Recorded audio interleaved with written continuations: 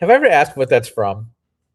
You haven't. It's from Friends, and That's I don't what I know. thought. Okay, It's keeps I've freezing on noticed. me for a second. Anyway, hi everybody. Welcome to the Disney Morning Show. I am Kyle, the editorial director for Laughing Place, and joining me this morning is Tony. 4 for Hello. 4 this week, Tony. That's 4 out of 4. Yeah. Yeah. Do we? Maybe it's we need a fourth Tony for the Tony. Yes. We have And the hopefully my accent screen on that. stops freezing on me. That'd be great. Tony. Yeah, it looks like you've got your power going out off and Yeah, on. it's doing that again. I don't like it. But we're gonna get started the way we start every show. Yesterday when we checked in, the stock price was at 105.21. Let's see where it's at right now. It is at 105.88, up slightly against all odds, because I saw some screenshots of unless maybe it gained a bunch yesterday, but no, it says it's up on the day slightly. So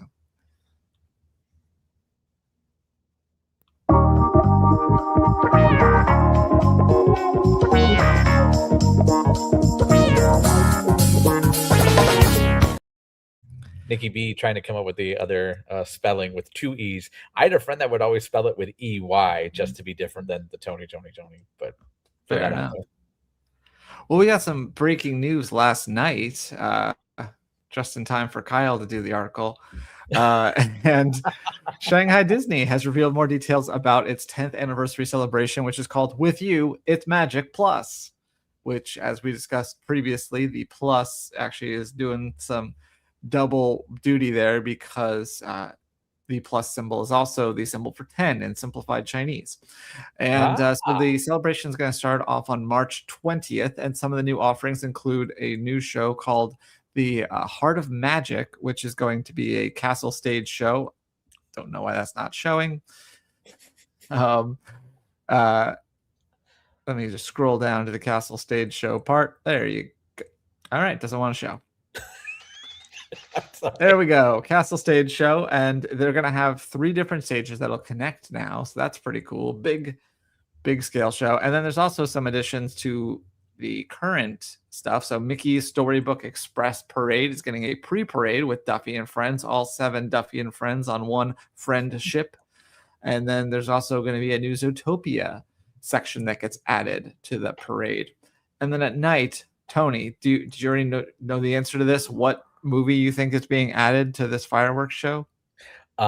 Wish. It's Wish, yeah. Yeah. They're gonna play This Wish. Asha and Star will be a part of it, and there's also gonna be a new grand finale with Mickey to celebrate the 10th anniversary. That movie has to get attention somewhere. And then, of course, there's new costumes. So here's Donald and Daisy at the top. We have Mickey and Minnie that'll show you.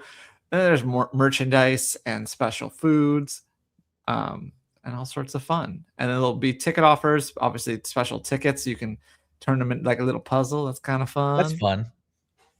And yeah, so it sounds like quite the celebration. And kicking off not too far from now, less than a month, they're going to be celebrating. The actual birthday is on June 16th. But now we are going to head to the sea and then back to land. Kind of, yeah. A new offer has just been announced for those passengers aboard Disney Cruise Line who just finished their cruise. Kyle, this cruise, it's eligible for cruises starting February 18th to May 17th. Do you remember when I got on mine for Bluey? When? February 16th. So I can't enjoy a staycation now. But no, were you going to enjoy a staycation? Sometimes, yeah. For cruises starting February 18th to May 17th. Although as a Disney Visa card holder, I'm sure there's plenty of other ways you could save up to 35% on a Disney hotel. And an annual pass holder and a Florida resident. So yes. But yeah, the offer is eligible for stays in March, May, July, September, October, and November on select dates. Be sure to check our post for more of those specifics. But yeah, they can those who just finished those cruises can lock in a up to 35% off on a room in those days after they get off the ship, which is interesting because recently they also made headlines when they stopped using Walt Disney World vacations as an add-on experience to a Disney cruise. So let's stop doing that. But here, check this out. Now you can get extra savings. It all makes sense. Yes. Zootopia 2, Walt Disney Animation Studios' biggest hit, possibly ever, has also become the highest grossing domestic release of 2025. Why 2025? Because it came out in the last 5 weeks of 2025 on Thanksgiving weekend in November. But now it has become the highest grossing domestic release of 2025 with 424.2 million at the US box office, knocking it above Minecraft the movie. Yeah, pretty interesting. Minecraft held up there throughout the entire year, basically, and then got knocked off 2 months into the next year. Go figure. But you might have seen a post from Joe Rohde, as Tony pointed out, saying, "Keep your ear to the ground." And that's what he said.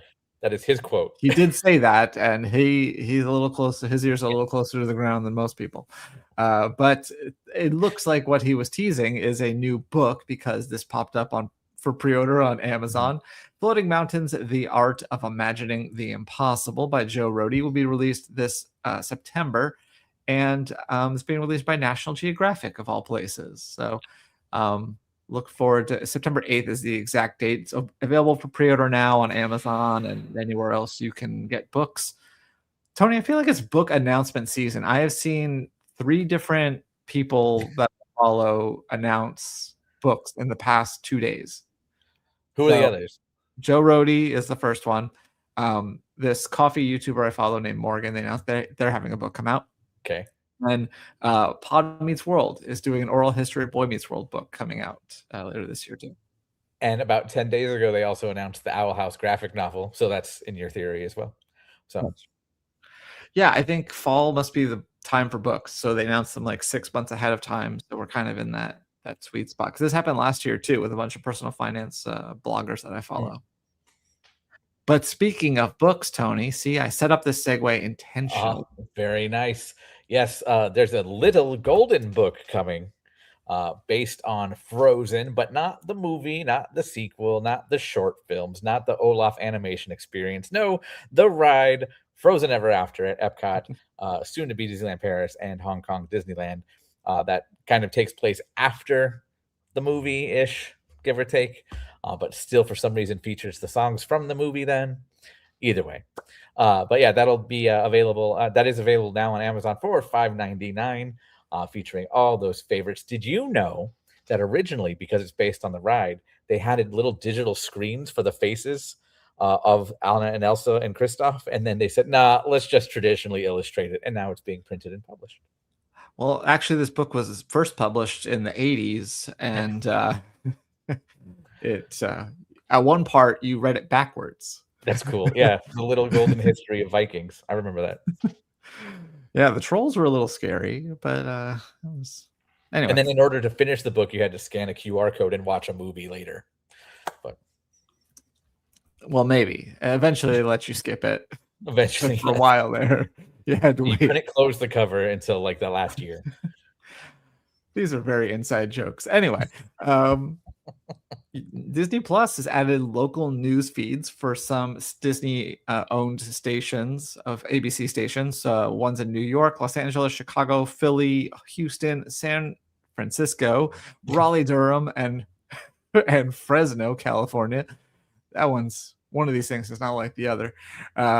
But you can watch these. This does not mean that you'll actually get to watch, Disney ABC programming on these channels, just the news shows, local news and weather and things like that. So if you have family in one of those cities and you want to watch it that way, it's a good way to go about it. It's how my friends in LA, because it's also on the ABC News Live app. Yeah, these things have been available. It's just integrating into the Disney Plus. Into the Disney Plus screen there. But yeah, in the past I've used it. If you'll get the local broadcast, like if it's 8:00 and you think, oh, I could watch Dancing with the Stars or whatever. No, you're not going to get that. You're going to get a replay of the 7:00 news or whatever time it was. But yeah. And you said you had friends in where? Los Angeles? And San Francisco and Los Angeles. Speaking of Los Angeles. Yeah. Nice segue. Sadly, I won't be able to join them for this as much as I would like to. D23 Gold members are exclusively invited to Walt's Los Angeles tour which will visit all kinds of different landmarks and areas that Walt personally had a up hand in, including his office suite on the studio lot, the ink and paint department in the studio as well. They described it as the ink and paint department where countless animated classics came to life. That was the animation building. The ink and paint departments where they were colored. No, Tony, color is life. Just drawing it, no life, lifeless. Then we got to go to the camera department, Kyle, because that's where you get. Anyway, moving on. Then you also go to WDI's creative campus, Walt's Carrollwood Barn. They also say the location where the contract was signed that formed the Walt Disney Company, which could be like a desk in a Kinko's now.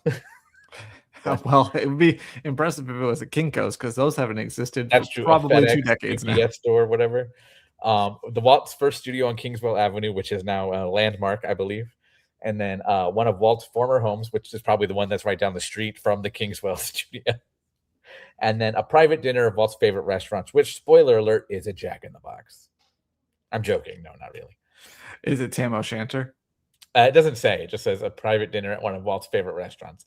How much do you think this tour costs without looking at my notes? I mean, it includes a dinner at one of Walt's favorite restaurants, so that alone's $300. So I'm going to say $450.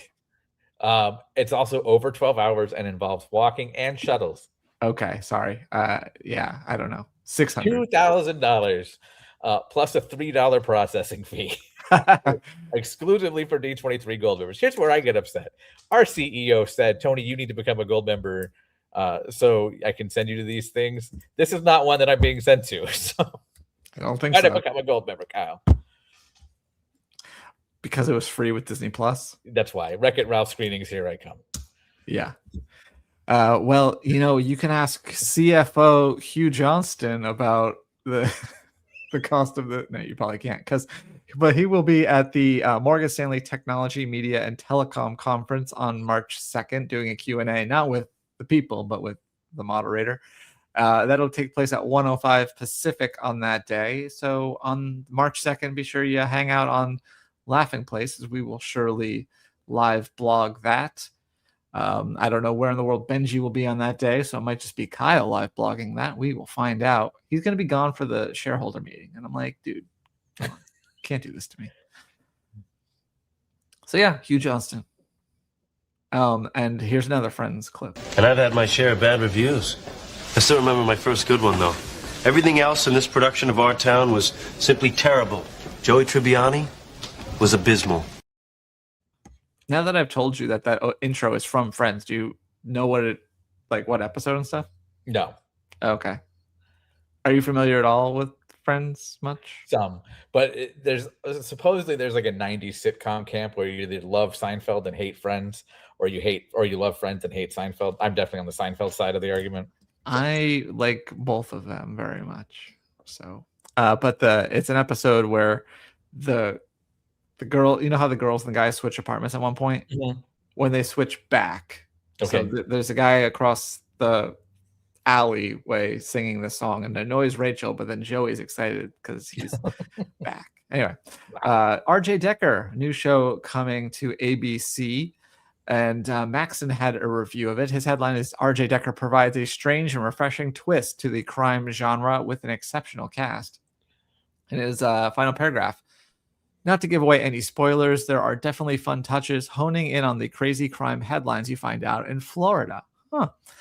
The series even refers to it as the weirdest state in the union, which I feel says enough about what the types of cases that RJ will be required to solve. While I wouldn't necessarily call it a comedy, RJ Decker features some hilarious moments that don't feel crafted to make you laugh, just feel honest.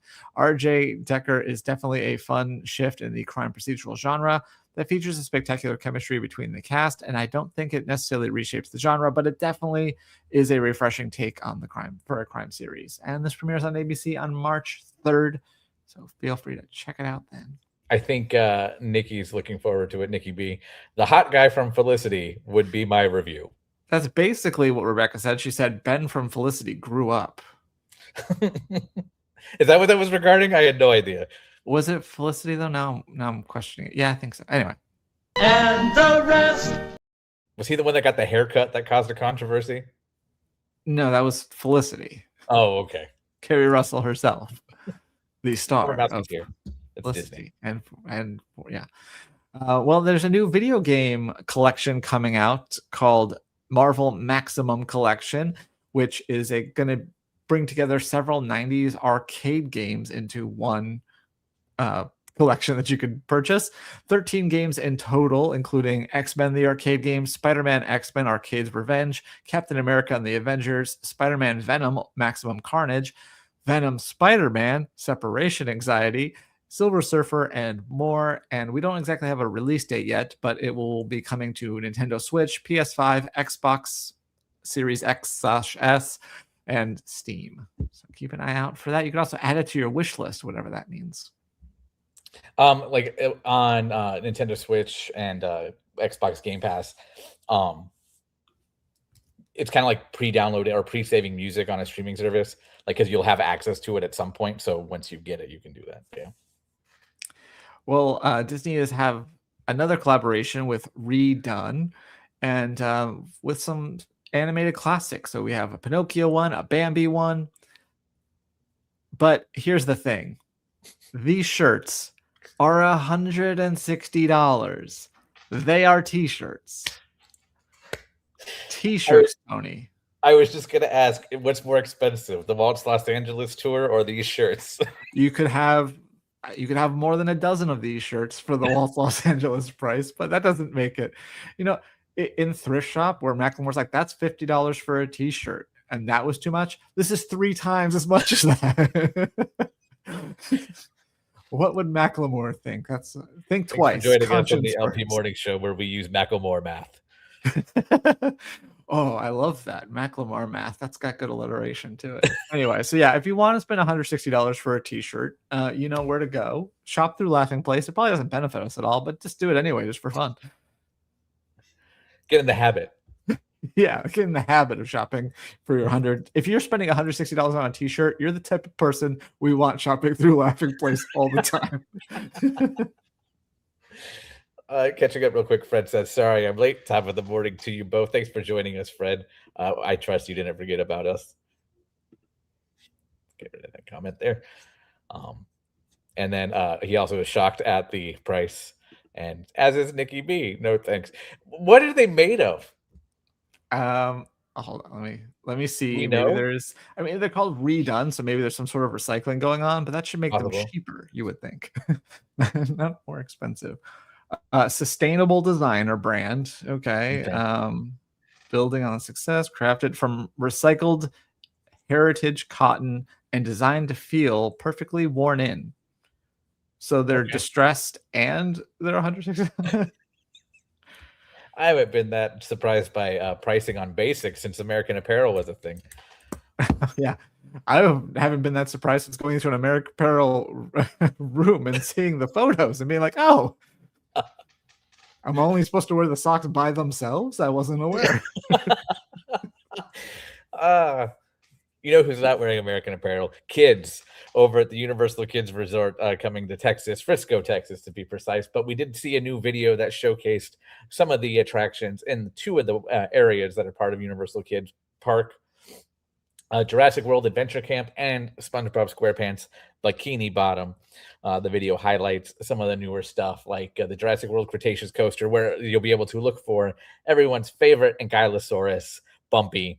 I've seen grown adults get tattoos of Bumpy. I've seen social media posts that say I would die for Bumpy from adults.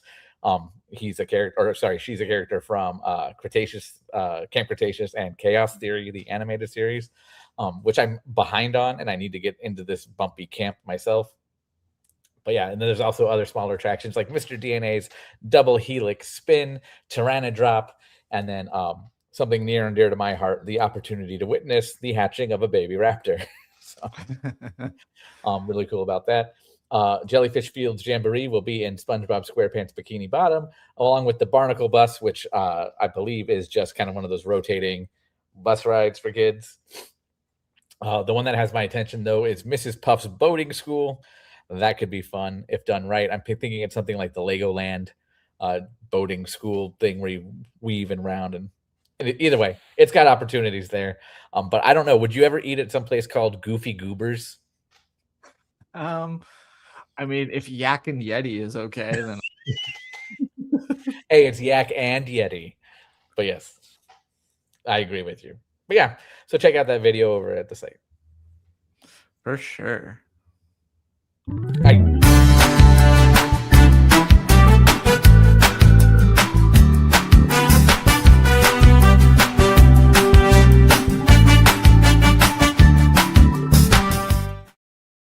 Sorry, once the button's down, it's down. I know. What were you saying? I know. I was gonna say I can't stress this enough. Universal Kids Resort is for folks with younger children. That's the target demographic. They're not going to turn adults away at the door, I don't think, but all the rides there are for that younger subset and all the experiences there. So if you're expecting something like Universal Orlando or Epic Universe, you're not going to find that at that park. Gotcha. Well, going around LP, our boss, not Tony, wrote an article about hoppers and why, if you want more original films, you should support hoppers. What do you think, Tony? I'm going to support hoppers, and I kind of put this in the notes too. There is that fine line, though. Yes, go support hoppers. Yes, go see it. But once it becomes that mega success, get ready for hoppers 2. Get ready for hoppers 3. So yes, we love the original ideas, especially now that Pixar has a mandate, which I think it was like a year and a half ago now, maybe, where any original idea at the studio now has to have seeds for a franchise opportunity in there. So I'm excited to see if Hoppers does really well and if that will start becoming a thing, because then we will get those original ideas as long as they have those seeds. So. Yeah. And then continuing with Hoppers, Alex wrote an article about the real beaver science of Hoppers. As we know, Pixar and other animation like Disney do their research and want to make things, they're going to put their own twist on it, but they do actually try to include some accurate stuff in there so you can learn more about the beaver science. So I'm excited because Disney and Pixar have what's called the Cultural Trust, where they have folks like with Turning Red. They had a full team working with that. Raya and the Last Dragon also. Most of them do nowadays, and I just want to know if there was a beaver trust of like a team of scientists to talk about the beavers. But yeah. And then finally, every Tuesday here we have Barely Necessities, and then Becca puts together a roundup of everything that they talked about. So if there was anything that caught your eye during the show and you didn't yet check out where to buy it and all that good stuff, you can find that on Laughing Place in the roundup. I just saw the Scrubs thing. Did you watch Scrubs last night? I have not yet, because I was just going to wait to watch it on Hulu today. Oh, okay. So I'll watch it when she gets home. The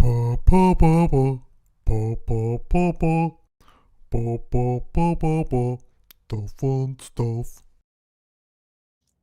Did you watch it though?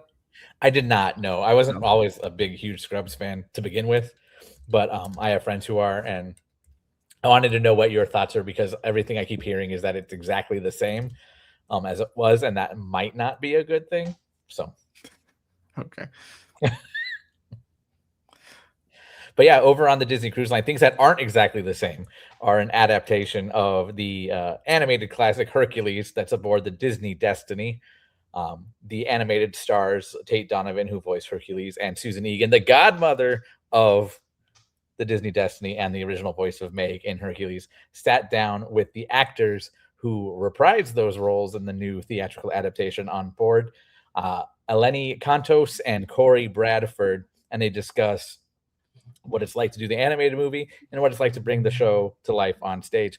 And it was really cool because Tate Donovan, who played Hercules in the movie, didn't realize that the cast was also in all the other shows on the ship, and then on how they bring this to life on a cruise ship. And that's really cool that they talk about that also. But yeah, it was funny because he was like a little kid, just like, wait, what? So excited.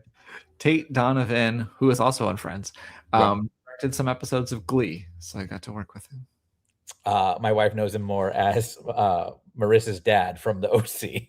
So okay, did not know about that one, but yeah, he's Joshua on Friends.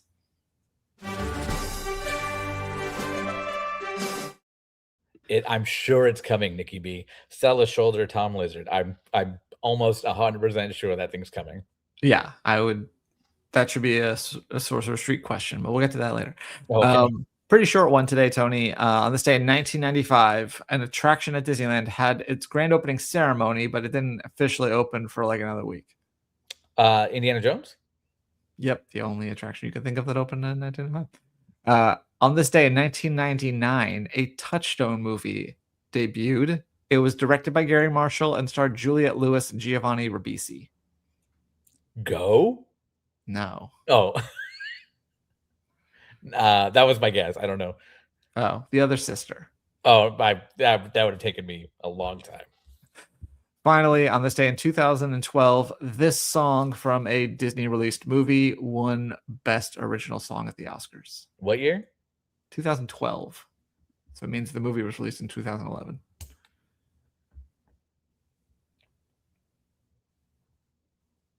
Animated? No. Okay. 2011. Oh, it's probably something from it. No, Enchanted was earlier. I don't know. Would you like to know the songwriter? Sure. Brett McKenzie. Oh, Man or Muppet. Man or Muppet from Yep. the Muppets. Yes. Good job. Yeah, that was the year 2 Muppet songs and like one other were nominated. Yeah. Yeah, actually, going back to Enchanted, those did not win because they were against each other and Falling Slowly from Once. Oh, yeah. Which I was happy about because I really liked Once. I've seen it twice. No, I've seen it. I've seen I it was on the several- right track with Amy Adams. Yeah, it's true.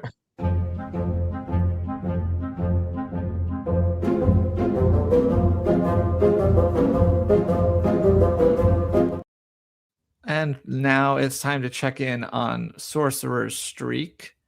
We still have a couple questions yet to be settled. One of them I need to. Hey, guys.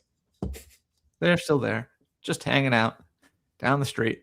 Oh yeah, this is the one that we're still waiting to settle. That should be settled. But today's question, we're waiting to see if Mission Breakout has a return time. It's only 10 o'clock. I don't think it's going to hit 100 minutes yet, so I'm not going to bother to look. But today's question, I wrote just for Tony. Will Hopper's A Special Look be in the top 5 on the Disney Plus Explore page when we check it during the morning show on Friday, February 27th? And you know what? I appreciate that, but I won't even be able to watch. So. Yeah. That's partially why I was like, I almost started the question with Tony won't be here, but yeah, so we'll find that out tomorrow. It says we're a couple questions behind. This won't really matter, but Doobie is still in first at the moment, followed by Luke, and then Donna, and then me, and then Jim Oakley. We have 1 minute to the top of the hour. Tony, do you have anything you want to talk about before the big 10 a.m. refresh? I don't know if anybody has put in their votes yet for Sorcerer Streak, but we're at 80 minutes already. Oh, wow. So, well, you would have had to. Yeah, that's why the question locked yesterday. So when you asked what's happening today, like I have to look at the next day and try to find a tie-in or something, and then the thing locks because you would be cheating if you checked it and saw that it was at 100 minutes and it was before 4 o'clock. You're like, oh, well, the answer is yes. Fred, I have considered it, as we discussed before. I've considered it, but it's easier for Kyle just to get it done and keep me from doing my own other things that I have to do. Yeah, I don't want to hurt Tony's productivity by I don't like there's a new thing on the Disneyland app where you have to pick what park to see the wait times in. Like it preloaded Disneyland, which is fine, but if I wanted to see California Adventure, I had to go select it. I don't know. Don't want to say that too loud. It might end up in to-do list. So far, not seeing anything for the 10 a.m. refresh. We have a walk and talk later today from Disney California Adventure with our own Michael Celestino, which reminds me I should probably figure out who's going to do that. What time is it at, Tony? 4 o'clock, my time. So 1 o'clock Eastern or what Pacific. 1 o'clock Pacific, 4 o'clock Eastern. You'll still be available to do it. Yes. Okay, cool. Good. So look forward to that. Ring the bell, subscribe and ring the bell so you know whenever we go live, including walk and talks and things like that. But it looks like that's it for us today, Tony. I hope everyone has a great day. I'll be back tomorrow. I think Benji is going to be joining me tomorrow, and we will close out a perfect week. On your best behavior. Bye, everybody. Bye-bye.